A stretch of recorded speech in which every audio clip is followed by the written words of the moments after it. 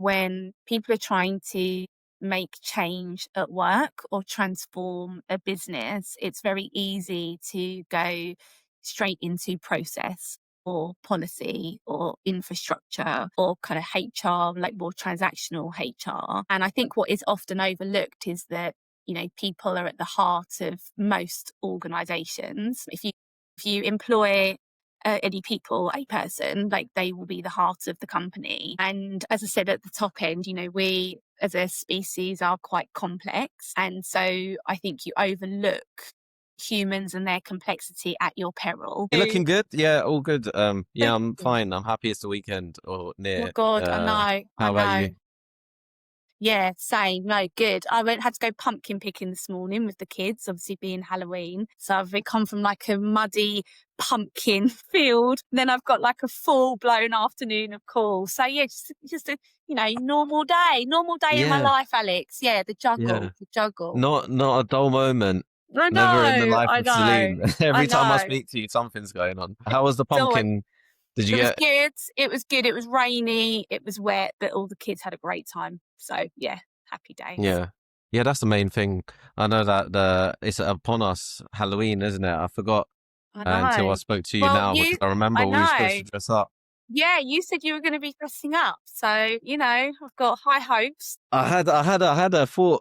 Yeah, I forgot what I thought about yesterday because I was thinking, oh yeah, I should get something, but yeah, I didn't have time. Who's got the time with the kids on holiday as well? I know, It's just I know, I know, exactly. But how's your week been? yeah, good, good. We've just been busy flying around. I went to Birmingham again Did on you? Wednesday, missed my train, so that was excellent. So I had to pay an Why? extra £70 because I just got there late. I had to get there for like 6 in the morning. There was a delay on Well, my that's train. early. Well, yeah, do you know to get to Birmingham on time for the events, you need to where I am, you need to leave well early. Was it at the Um, NEC again? yeah, yeah, yeah, yeah. Yeah. So Yeah, well, you have it to was good. walk for like half an hour from the station, don't you, to get to the right NEC room?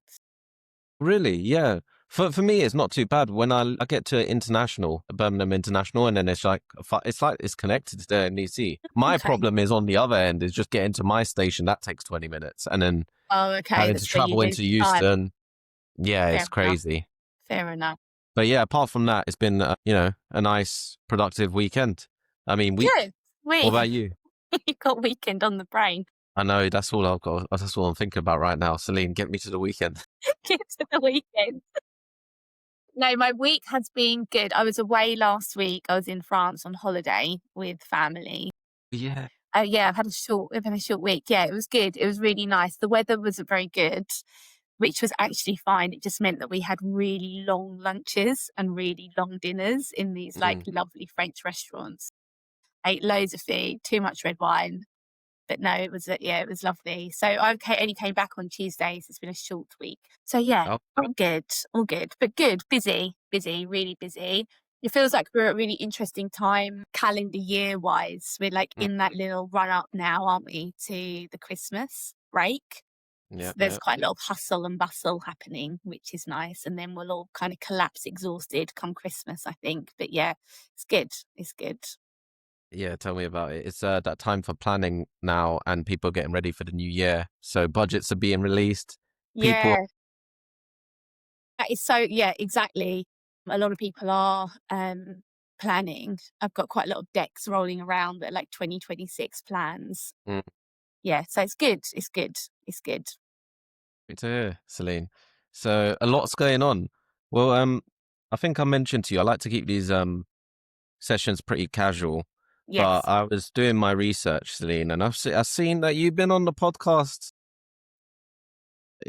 thing yourself. You've been doing it, and it looks good. So, and What then the skill? you're everywhere. You've been published as an author. Like you've got write ups and everything, Celine. So you've been very I humble. know. Yeah, yeah, Thank you. Thank you. I guess I like to speak up about the things that I think are important and things that will help people. And I think what Mm. I've realized over recent years is that my combination of specialisms, being the psychology and then my exposure to business, is a helpful combination, Mm. especially, now. So yeah, I did try my hand at running my own little kind of skills, what I call the skills series on LinkedIn. And I think I'm better perhaps being interviewed than being the interviewer. So huge kudos to you. I had a colleague during the week say, Celine, when you were interviewing people, you were just getting really excited every time. And I do get so excited when You I'm can't help it. speaking to people. No, he was like, you're just smiling the whole time. I'm like, oh God, was I a bit too enthusiastic? He was like, maybe. I'm like, well, I don't want to be a professional.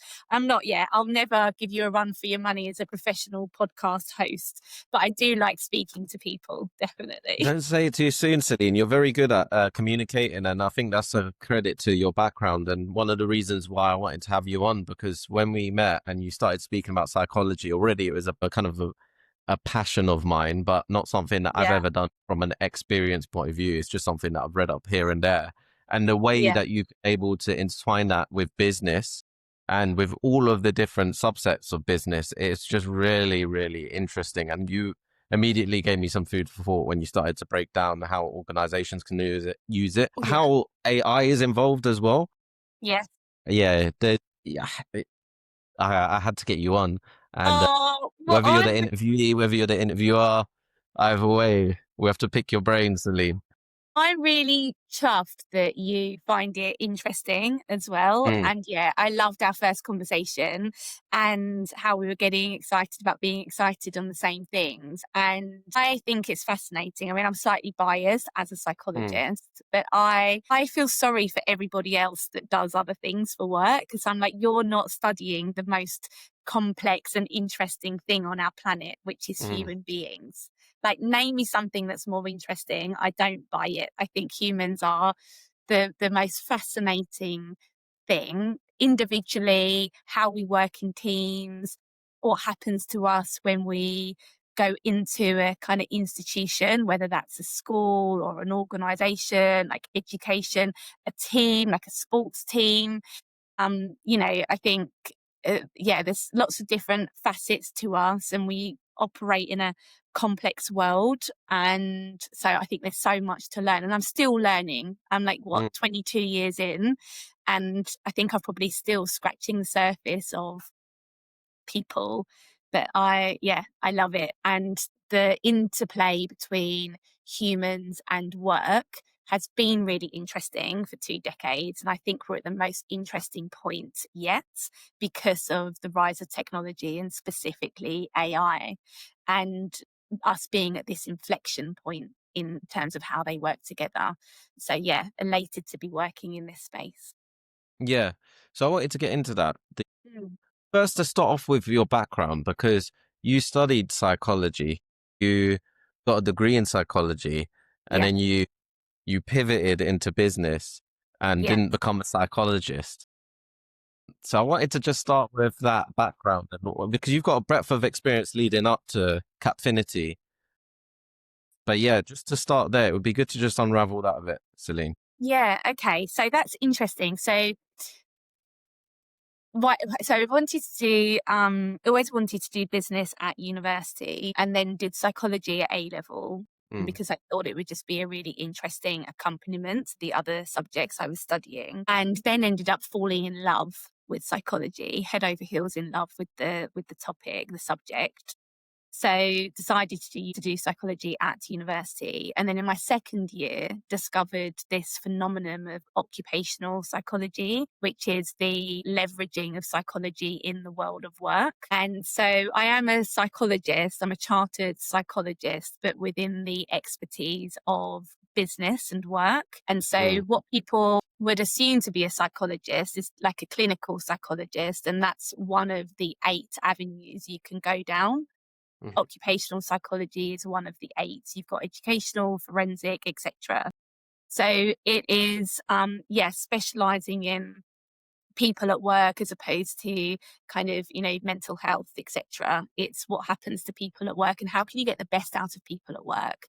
So I did Mm. my undergrad and then I did a master's in occupational psychology based out of London. And then it took me about 4 or 5 years to get chartered. And yeah, I've spent all my career in consultancy, which I don't think is by accident. I think it's the space that suits me best. I love meeting lots of different organizations and across different sectors and having that kind of advisory consultancy role. And I've worked across the whole people agenda. So we've done lots of work in recruitment, helping companies recruit the best people in.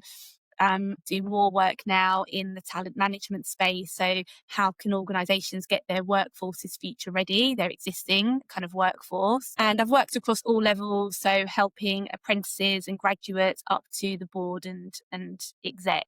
And I came back to Capfinity in 2018, having worked at Capfinity years before and seen from the sidelines the amazing work that we were doing and the expansion we were having globally. And yeah, still here today, came onto the Capfinity board in autumn 2023. And it's been great fun since then. Yeah, I can imagine. So, Celine, see, there's me underselling you. So you are registered. Yeah. There is different types of No, psychology but I out think there. I think but I think Yeah. that's fair and I think that's okay. And I think that still speaks to the the occupational psychology as a specialism is growing super quickly now. Mm. But when I was doing it, I was a handful of courses, like literally a handful of courses globally that did it. And now there's lots and lots of them.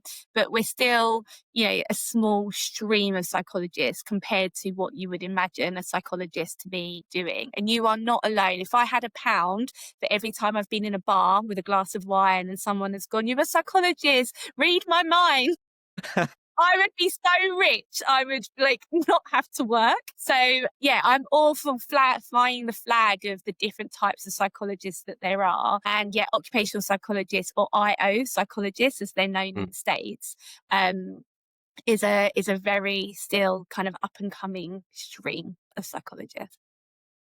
Yeah. Well, it's land to be ventured, and you strike me as an adventurous type, Celine, with the stories Try. that you've told me. Yeah. So it's let's get into it then, Celine. When Yeah. you talk about transformation within organizations, and when you, as you've just explained there, with psychology being something that maybe not everyone considers as Yeah. something that should be so intrinsic to transformation in terms of business in general as well. What are some of the misconceptions that you find when companies are looking at taking on a big project, a big transformation within the organization?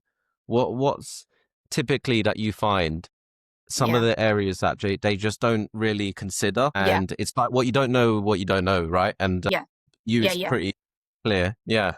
Yeah. So yeah, really great and important question. And I think when people are trying to make change at work or transform a business, it's very easy to go straight into process or policy or infrastructure or kind of HR, like more transactional HR. And I think what is often overlooked is that, people are at the heart of most organizations. If you employ any people, a person, like they will be the heart of the company. And as I said at the top end, we as a species are quite complex. And so I think you overlook humans and their complexity at your peril. That's the first point, really. I think the second is what most companies are wanting to do with their people is to unlock their potential and to drive high performance. And this unlocking of potential is really difficult because of what I like to call three psychological truths that operate at an individual, manager, and organizational level. The individual's hard psychological truth is most people don't have a full enough grasp of who they are. Self insight and self awareness tend to be low. So if you ask an average person to list, for example, their skills, they'll have a 30% hit rate. So only 30% of what they list is actually correct. Sometimes they're overinflating their skills. They think they're better at some things. And then a lot of the time, they're also underinflating. So they're being hard on themselves and not giving themselves enough credit. So individuals within organizations aren't well set up to put their best foot forwards, knowing who they are. That's the first one. Hmm. The second is managers are prone to see performance, not potential. So if I've worked with you for many years, Alex, and someone said to me, "What's Alex like?" I'll be Mm. going off of what I've seen you do and what I know of you and the situations I've seen you in. And those things will roll off the tongue for me. But if someone says to me, "Well, what could Alex do in 5 years' time?" I'm going to find it harder to answer that question. So I'm going to have to kind of extrapolate what I've seen you do into the future.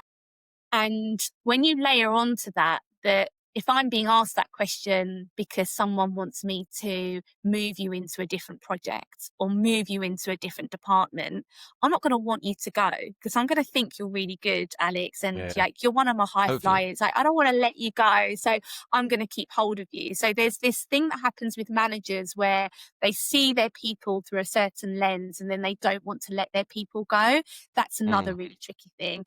The third thing is organizations are typically, if they're big, they're complicated, they're gnarly, and they reward from their people conformity, not curiosity. So if you work in a big organization, you're much better off staying to your swim lane, doing what you need to do, and getting your job done. And so when you look at those three psychological truths, transformation and change and driving performance of people becomes really hard.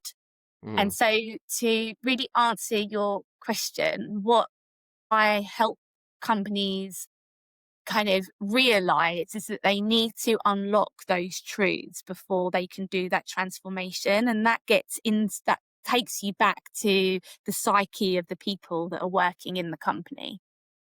Yeah. So what you said there, so there's one is skill awareness, which I find really, really fascinating, is that we don't actually, we're not completely aware of what our skill set is. Hmm. Sometimes overinflating certain aspects, Yeah. underinflating others. Yeah. Yeah. So there's that. There's this. The second is the bias that we Yeah. have towards actually, I don't want this person to go and leave my team and leave Exactly. me alone, and I'm gonna have to kind of rebuild from scratch. Of And then, course. the third is the conformity versus creation, and Mm. which is definitely something that I think bigger organizations face difficulty with.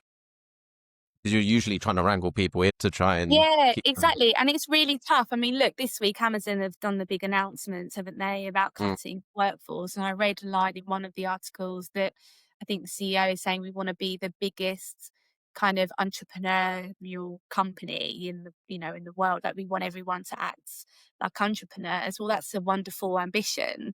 That's hard. That's hard to realize in practice because when you're talking about thousands of people en masse, you mm, do need undoubtedly some kind of order to that. And it's that order that can quickly squash the entrepreneurial thinking. And so mm, that as a tension is something that I think every single organization is battling with at the moment. Like, how do we get our people to be agile, to be entrepreneurial, to have guts, to have courage, to do things that are risky because we need to be taking risks when things feel hard, that wanting them to do that, but them operating within the system of an organization. And that's what I mean about what happens to people when they go into an organization, when they go into a company, like mm. something happens to how people behave, which is really interesting. Yeah. Yeah. And I think that can resonate across all scales of business and all types of businesses, those three fundamental truths. When Yeah. when you say you get them to acknowledge these truths and become aware of them, what happens next from there? So like if I've now come to terms with it, kind of acknowledged it Yeah. and said, yeah, Yeah. Yeah. I see these within our organizations. Yeah. What's yeah, So how do we start to approach that from a yeah. So yeah. I often think about this need to embed like a new operating system where you've just got a different way of thinking and working on those three levels. So, and there are distinct solutions that you can put in place. So, from an individual perspective, of course, there's things you can do to help people raise their self awareness. So, there's tools, there's psychometrics, there's development content that you can give people within organizations so they have that chance of stopping, taking stock and realizing actually what their skill set is. How do you do that? Like, just because I'm really curious on that one. because I'm sure there's a lot of people out there that just want to know for themselves as well. Where are my skill sets? Is there any way of someone being able to do that for themselves? Yeah, yeah. Catfinity's got some great tools. There's other tools on the market as well.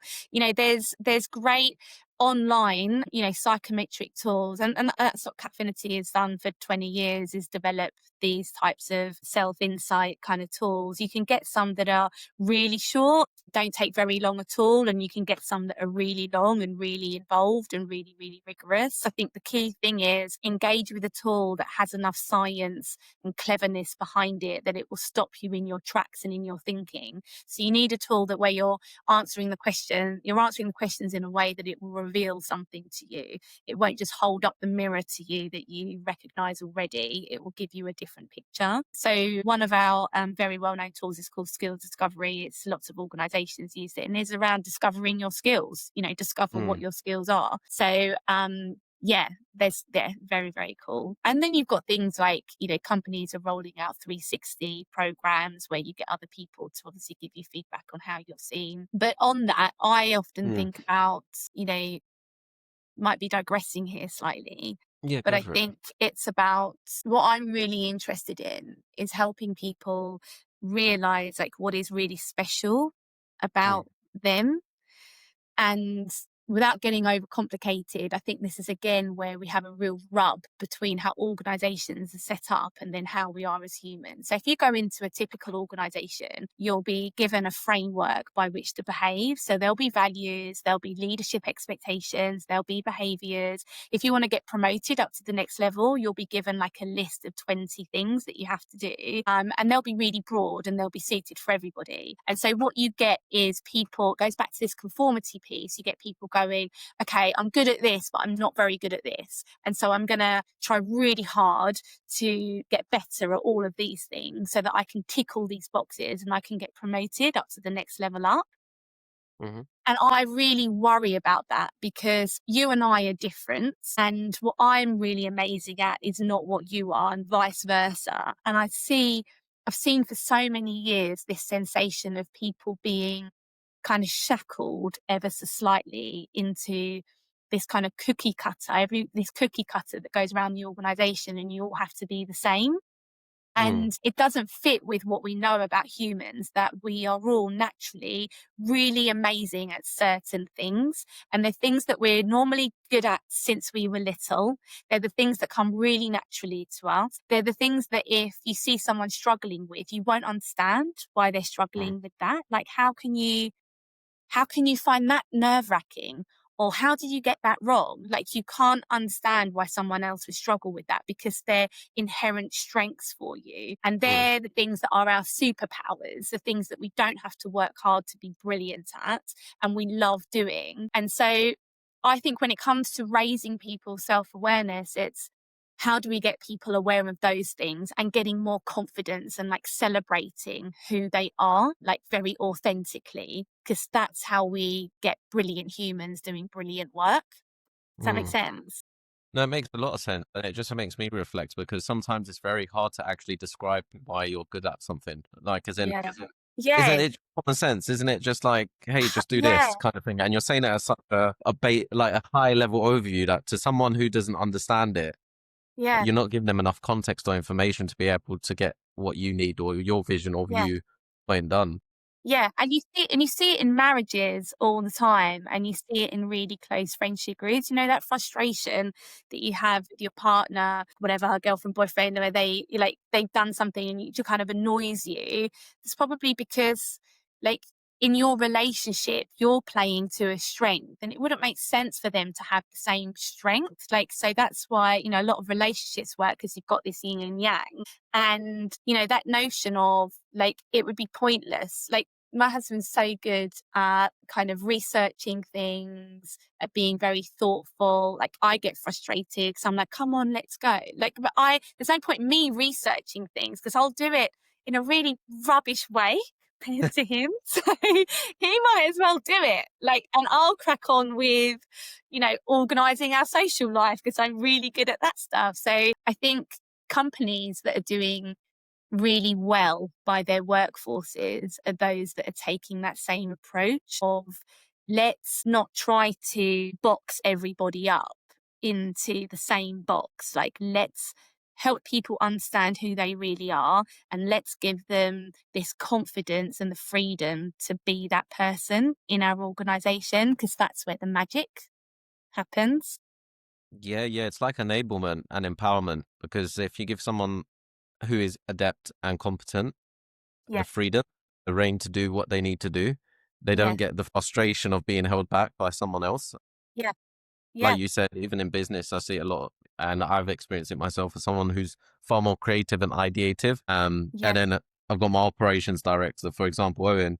He's far Yes. more, you know, um, Yeah. what's the But word? yeah, Like no, fog. that makes sense. Yeah. Yeah. Even with you, Alex, like the path that you've taken, in like recent years, like it's amazing that you've kind of found this groove of Mm, something that you are really enjoying and you're kind of naturally really good at. And like that's a wonderful story of success. And so what I'm interested in from a legacy perspective is how can we get everyone closer to that? Like, mm.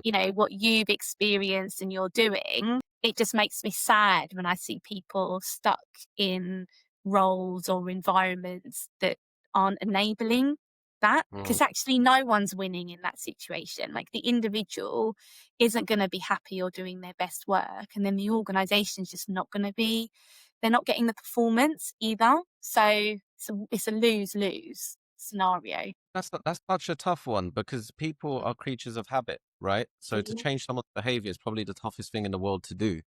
Yeah. Have have you had any experiences where that's been the case, where you've been able to take someone who, or a team or group, where they feel like they've been held back or a bit, resentful in their role, and then been able to make that shift into a team where they are coming in to work feeling happier, feeling more empowered, feeling like they are in control of what they want to be doing, 'cause it's such a tough thing, Celine. It's not It is easy. tough. Yeah, No, yeah. it is tough. And I always come back to this individual manager org piece because I talk to a lot of my clients around them being three plates that you need to spin simultaneously. And I see a lot of companies invest with one plate at a time. So, for example, what you're just describing, like we've got somebody who's not in a good place, like they'll do an individual based intervention. Like they'll go, oh, we'll take that person, we'll do some coaching with them, or we'll give them an insights tool. Like we'll give them a psychometric and they can learn about themselves and we can like tell them to be more confident. Yeah, that's great. But if they still got the same manager who's not had any support and they're working in a company that's not doing anything culturally to change, nothing is going to change. So, it's about keeping those three plates spinning at the same time, helping that person gain the confidence to, play more to their strengths and do better work. It's helping the manager help the individual. And it's like culturally, doing cool work culturally where like organizationally people are open to working with new people. People are being rewarded for the right things that drive that behavior. So, yeah, it is a multi pronged attack, I'm afraid, that you need to take to like really realize the change. Okay, I'm seeing why you're looking at those three plates, those three Yeah, truths, the areas that you need to tackle because those are where the frictions occur. Someone might even be really good with their skill set and aware of their skill set, but if you've got a manager that isn't exactly. empowering them, and vice versa, if you've got someone Exactly. like a great manager, but then the skill Yeah. sets aren't. Yeah. Yeah. Exactly that. Yeah. I think it's acknowledging that none of us are ever, even outside of work, are ever operating in a vacuum. And Mm. so I shared this at an event recently, actually. And, it's one of those where you think, I've been thinking about it for years, but you don't know if you're the weirdo that finds it interesting. But I shared it and everyone was like, that is super interesting, actually. Happens to me a lot. Happens to me a lot. Yeah. I remember when I was studying, I learned the story, the fable of I don't know if you've heard of it. Can't remember if we talked about it last time we spoke. The butterfly that gets pinned down. Did we? No, no, No. no. Okay. So I learnt this fable like when I was becoming a psychologist. And it was all around the approach to research and study. And the fable is that there's this young scientist in a courtyard of a kind of posh university grounds. Spot years ago, he spots some butterflies flying around, and he's fascinated by how these butterflies fly. So he catches a butterfly, takes it back to the lab, pins the butterfly down to study the anatomy of the wings. And a senior scientist walks by and he gets really reprimanded, this young guy, for pinning the butterfly down, for a flawed approach to this, like studying something.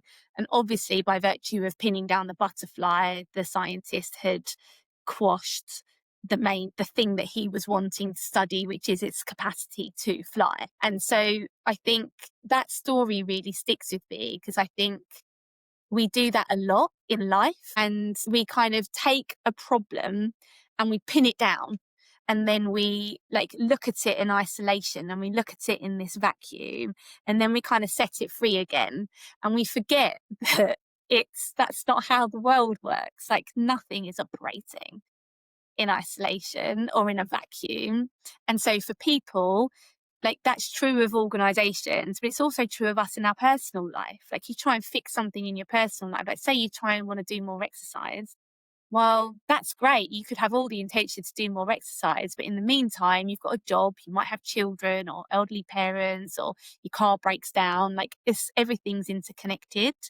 So I am sometimes not very popular with my clients because they want me to describe the silver bullet that will fix everything. And unfortunately, it doesn't really work that way. Yeah, yeah. I wish there was that silver bullet. Been looking for that my whole life. But Yeah. it also reminds me of like second and third order consequences, because a lot of the times you can tinker with stuff and not actually see the broader picture. Yes, that's it. Yeah, what's coming down the line. Yeah, Mm, exactly. yeah. And I think that's an interesting point for organizations, actually, and where organizations are at the moment. A trend that I've been seeing in my Mhm, client base is that companies are wanting, or needing to, and wanting to be much more nimble and much more agile. Projects that I would have worked on before would be about setting an organization up for success for the next like 5 to 10 years. And now it's much more like, can you help us with this the rest of the year? Or can you help us with next year? mm. Because to your point, well, things are changing, but also we don't know what change or what impact this is going to have. So let's become more experimental and more playful, and let's just lean into that chaos a little bit and kind of Mm. keep learning and keep changing as we go. So I think that's an interesting trend more broadly Well, as, that's as really well. interesting. Yeah, Yeah. because that's actually quite inspiring to hear, because I know that a lot of bigger organizations, they'll always be stuck in their ways and they'll be very resistant to trying to be as I creative as can be. Yeah. Yeah, I don't think they can afford to be Mm. anymore the same way that they were maybe afforded before. And Yeah, that comes yeah, back to the AI piece, I think, as well. I think yeah. there's so much that is pushing even the really big, like really well established organizations. Like, no one can be resting on their laurels at the moment, I don't think. So I think I that's don't what's think driving so. it. Especially when you really opened my eyes there when you started talking about how AI and how you are looking at it from a different lens, because I think a lot of people are looking at AI like the silver bullet, like it's just going Yeah. to Oh cure God, all, yeah. and Yeah. it's going to replace everyone and anything. And when you were sharing with me, well, look, at the end of it is people who are at the forefront of the tool, and Mm, it's how you're working in unison with the tool. And let's call it really a co-worker at this point, because it's got a yeah. bit more capabilities than what we've been used to before. But yeah, talk me through that focus, or that way that you're looking at things from the AI perspective, and how it's intertwined to you, because you're looking at it from an org perspective, right? So the Mhm. org structure and layering it across that, rather than Yeah. in isolation, like the butterfly that's been pinned with the wings. Yeah. Yeah. Yeah. I mean, I don't think there is an hour, right, that's going by in either of our worlds, probably, where AI isn't mentioned inside of Mm, work and outside of work. Like, it's huge. And I do agree that we are at an inflection point in terms of the world and the ways of working. Like, I do buy into that. However, I do worry about some of the scaremongering that comes with AI, and I think it's understandable. And there are lots of stats around the number of jobs that will be no longer needed by virtue of AI. But we also know that there's more jobs that will be created on the back. They might look different. I believe that there will always be the need for humans because of everything that is special and unique and wonderful about humans that we can already see just cannot be replaced wholeheartedly by AI. I'm very interested in this, not human versus AI, but human and AI. Hmm. And I think we need to be thinking really ambitiously around how we work alongside together. So, for example, I'm speaking to a colleague recently who was describing one of the law firms who, in one particular area, had discovered that something that was taking a team 5 days to do was now taking them 3 days to do by using AI, leveraging AI. And what that law firm did about a year ago was essentially nearly half that team size because they said, well, we don't need all of you anymore. We only need, 3/5 of you to do the work. That story really worries me and it really scares me and it makes me sad because I think there's a level of short sightedness to that decision, which is not looking beyond the opportunities that are therefore on the table. So if you had that group of people and they now only take 3 days, I'm interested in, well, what can they do in the other 2 days then? Like, what can that existing group of people do with those remaining 2 days that no one was imagining that they could do before because they were up to their eyeballs in this existing work? Like, instead of dropping the workforce, keep the workforce, your competitive advantage lies in thinking, what can those humans do in those 2 days that they wouldn't have been able to do before?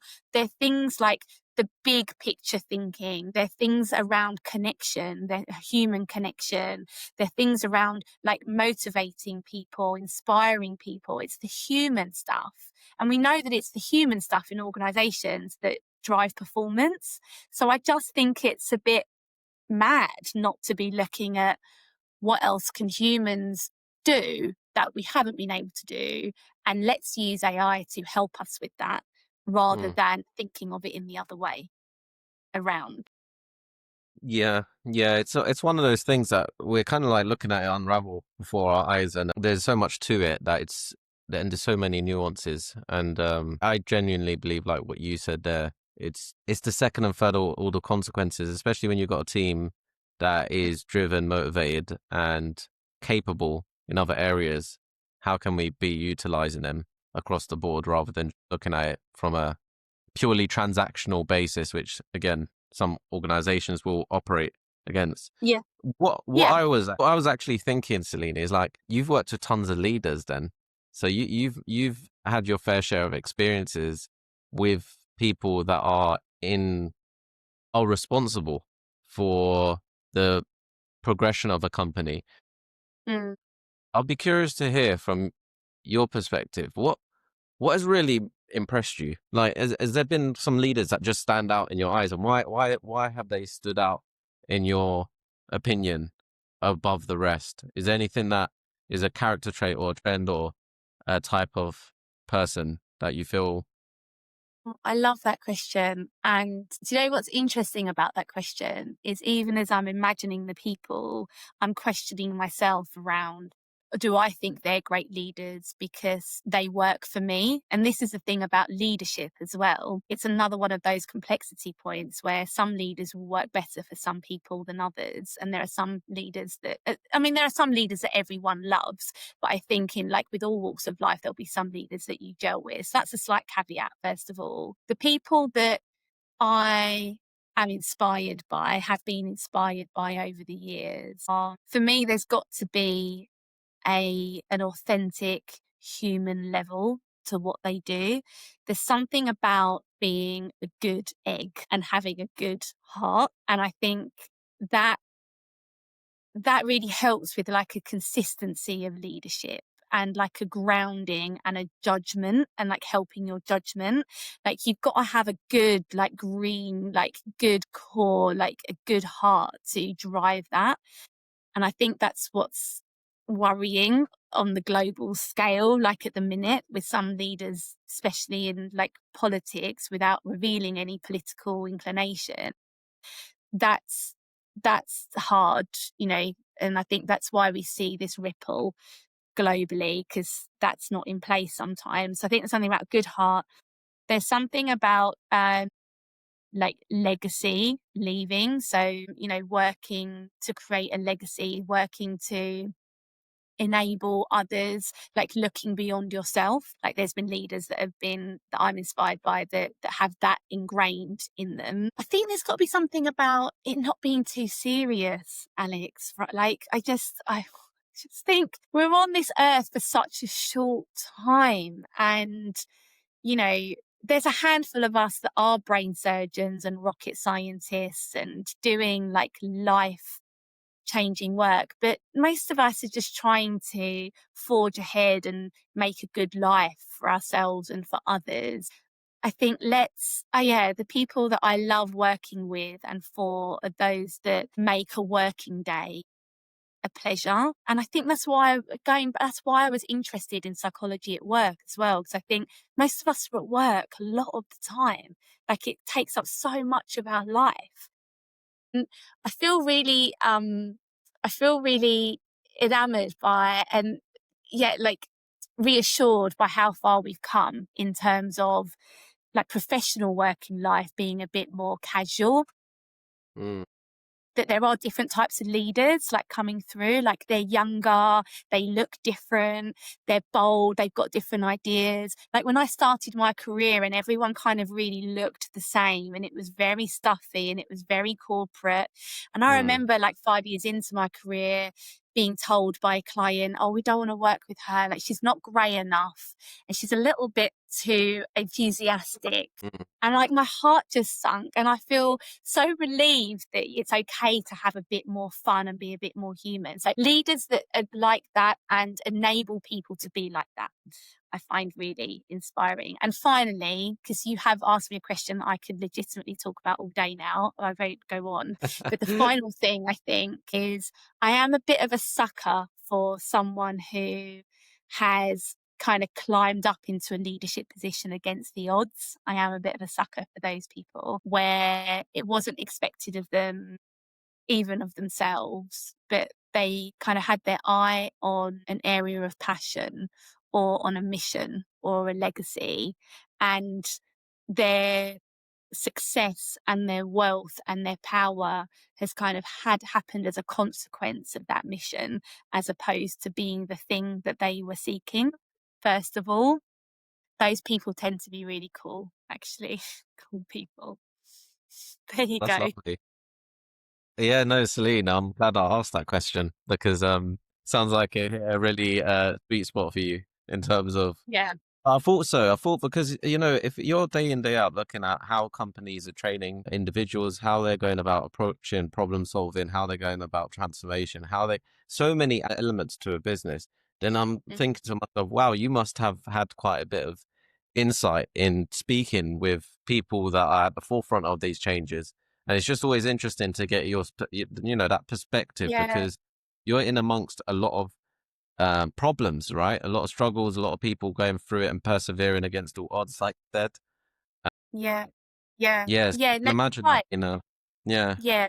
You're right. And it is one of the greatest privileges of my role and my career so far is meeting all those different people. And do you know what's really interesting? And I have said this a few times before is so you've got all different size companies, you've got companies in different sectors, you've got companies in different parts of the world. But like most things in life, there is more that is similar across those people than what is different. Mm. And I think that's been one of the biggest observations over all the thousands of leaders that I have now worked with is that, yeah, they're all on the face of it, what they're dealing with can look very different, but often it's boiling down to the same. So I'm a big fan as well of getting leaders from different organizations and sectors talking to each other. Mm, And that is improving because I think for years you take like a bank and yeah, the exec of a bank would only really be interested in what other banks were doing. And yeah, over the last like 8 to 10 years, like those banks want to talk to the tech guys and the law firms want to talk to a retail. Like people are getting much better, I think, at looking outside of their little bubble that they live in, which I think helps. yeah, yeah. Do you know what? I feel like that's something that a lot of companies they do like to tend to stick into their box and kind of be like, okay, I Yeah, want to know what this guy's doing in the same industry in the same vertical. When there's a lot to learn yeah, outside of those verticals, but it's yeah, very easy. I think it's human bias, is it? Heuristics. It's like our brains default to what is the easiest, most simple thing to attach onto because we've got so many decisions in a day to yes, even that's right. look at. Yeah, So yeah, yeah. that's it starts to And get. we are, yeah, and that's there is that, and then there's that we're drawn to people typically who like us. Like that is another just like fundamentally evolutionary we are, which is why organizations have done really good work over the decades to cut across that. But that's why for years, all the exec teams all looked the same Yeah. because you were drawn. It sounds like you're kind of like you walk the line. I'm similar in terms of it sounds like you like to go against the grain a bit, Celine. Like it's like the being too proper in business, everything, too it's kind of there's a book, I haven't read it, but it's called like The Great Yeah. Flattening, and it's about Okay. yeah, and it's about AI and how it's too perfect. So you get these things where in life it just because there are no imperfections, it flattens everything and everything sounds the same and everything becomes the same. And I think that's Yeah. what kind of you were describing a lot about kind of 10 years back when everything was kind of like you had to follow this certain line. But then there's these Yeah. outliers who come out Yeah. and they like to be themselves beyond by any means necessary. Yeah. It Yeah. sounds like you're someone who do you feel like you're that way inclined? Like, is that just something that you feel is part of you and is intrinsic to you? Do you know what? I'm laughing because I feel like if I had any of my family or friends or colleagues in the room, they'd be like shouting, like, "Yes, that is so her. Don't let her tell you otherwise. Don't swallow it. She's lying." So I have to admit, yes, I blame my dad. I'm half French, Alex, as you know. So I think there's a rebellious in me that's in my DNA, I think. And so yeah, I mean, look, don't get me wrong. I'm not Mrs. Maverick kind of Guns blazing, kicking down yeah, doors. yeah. And I think people go too far into that also at their peril. And again, I Mm. think it comes back to you need to be respectful of the ecosystem that you're working within in business, like, and the rules that are there. But I'm a big fan of kind of walking up to the edge of those and like prodding it a little bit. And What's like that? What has been one thing that was just? It might have been in the past, or it might be in the present. You like you mentioned it is like. Do you know you mentioned in terms of skill set? You're just like, why does this person not get it? Is there anything in the workplace where you're just like, why is this like the way it is? Like I remember being back before we worked from home, and I'd have to come into yeah. the office every day, and I was just like, I can do this at home. Like, why am I here? Did you think that? Did you think that when you were in? Did you have that Yes, feeling then? yes, very like daily. I was like, I could. We've got an email. I can make phones at home. Can I not just have a couple of days where I just get on with it? Because at the moment, I'm That's having to travel interesting. in an hour to work, and I don't get why I'm Yeah, doing it. Yeah, yeah. yeah. But That's that was interesting. that was a different world and different person. Now I Yeah. actually like going into somewhere, but Yeah, I was gonna say, I've seen you in action in a big crowd. You're yeah. there, you're enjoying being around I love it. people. It's in my element sometimes because I feel like I've been a caged animal, Celine. Like I've been working from Yeah. home. Yeah, get me into a space and let's meet some people. And I think we miss that. And that's kind of the funny thing is be careful what you wish for, which is I that I know. used to be that person who was like, let's just work from home. But then you realize that hey, you don't actually interact with people if you work from home. You can actually go a whole day without really having those subtle interactions. You know, Yeah. the guy Yeah. that just says hello to you, like just randomly, I or know. you just, you know, give someone the head nod as you drink coffee. It's like just the weird things that you're like, Oh, for oh, this is sure. Yeah, for sure. And those like serendipitous moments of interaction are, I think, what we, obviously what we did lose mm, in COVID. I'm a big fan of flexible kind of hybrid like working, but I do believe and I personally love being around people. And I think what's interesting when you have a back to back day that is at home and all virtual is you're going into those meetings with a prescribed agenda. And what you're missing is what happens in between the agendas where the like magic stuff comes up that you weren't expecting. But to answer your question about what's the thing that like that I go, why is this happening? I think for me personally, I do struggle with two things really. When people can't get along in a mm. work setting, and when teams aren't resolving or action orientated enough. And that's just a personal preference thing. But that's when I get that feeling. Like if there's a group of people that can't seem to just rise above the personal conflict or differences in opinion and not do that in an amicable way, like that, yeah, I find that hard. like I like find that like hard. when they just take little jabs or they say stuff that's just like randomly Yeah, not and then necessary. and then even worse, not taking it to the, "Okay, how do we fix the thing that we're working on?" Because then I'm like, "Well, all we've done for an hour is kind of take jabs at each other." Back to we're not on Earth long enough for that. Like, I've just lost the hour of my life. Like, and, without being cliché, can we not just get along, and can we not just get some wicked work done? Like, that's what I feel a lot of the It's time. crazy, isn't it? It's like the egos, isn't it, that sometimes kind of play a Yeah. part in that. And it's a balance of both because you do need sometimes a friction where you stand your ground because you don't want to be too malleable and be like just folding at every single instance where someone has a suggestion and you're just like, yes, yes, Yeah. yes. But I know, yeah, and no, I'm here for conflict, and I'm here for different views. Like that is so so important. But I think the skill of like listening to those differing opinions, meeting mm, those opinions halfway, and then moving forward with those opinions on board, I think that's at the heart of a lot of stuff that's going wrong for us as a society at the moment is we've like lost this ability to hold different opinions and still have a positive relationship. mm, That's We need to sort that out. We need to fix that big time. that yeah, that is a big thing, and I think is it's more common than you think in terms of what you're saying Yeah. there. If you could just solve that, Alex, for us as a humankind, that would be great. If we could Okay, I'll work on it, Celine. that could be the focus of all your podcasts going forwards. And That's then, it. let me know in a year what the answer is. That would be great. Yeah, I need to be like, do you know the I don't know if you ever watched the Tangos advert back in the day where it was like you've been tangoed and you just come up to people and you slap their face any time Yeah, they get like, give that a go. Give that a yeah, just go. run Give if that a yeah, go. there Let should me, be a yeah, button you could just press and I'll come in. the equivalent. The equivalent. That'll Let's be try. the Let's try. yeah, that might be a you know a business that I might have to start up, Celine. But no, it's Well, been let a me know. Yeah. yeah, no, it's been an absolute pleasure having you on. I know we're coming Oh, up to the end of the likewise. hour, Celine, but I hope this is not the last appearance from yourself. We just kind of scratched the Absolutely not. surface, I feel.